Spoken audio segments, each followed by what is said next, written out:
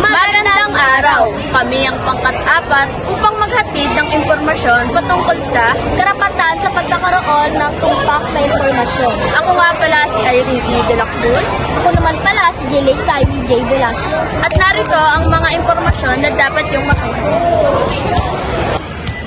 Nakakatanggap ba kayo ng balita o mensahe sa araw-araw mula sa Facebook, TikTok, radyo o telebisyon?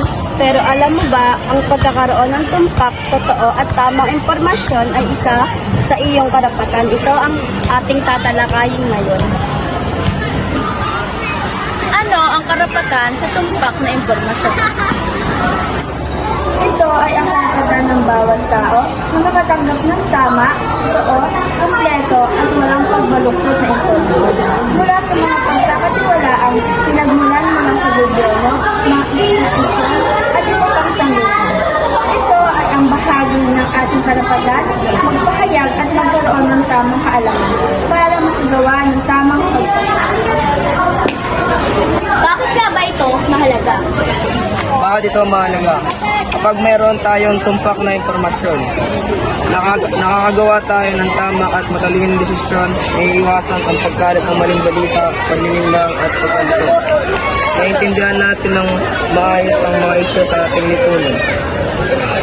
Kapag mali o hindi tumpak ang impormasyon, maaari tayong maloko, maligaw na landas o makasakit ng iba. Nagdudulot ito ng gulo, takot at maling paniniwala sa komunidad.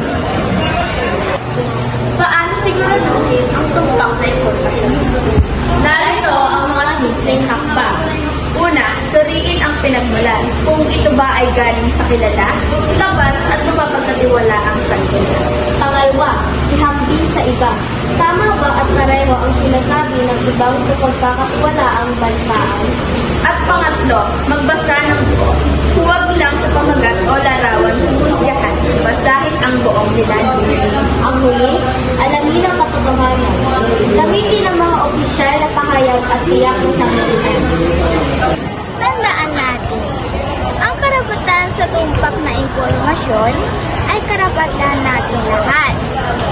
Ito ay susi sa pagkakaroon ng maunlad, payapa at matalinong lipunan.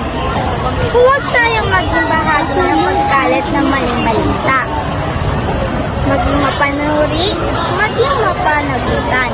Maraming salamat sa panonood. Huwag kalimutang mag-like, mag-share at mag-subscribe.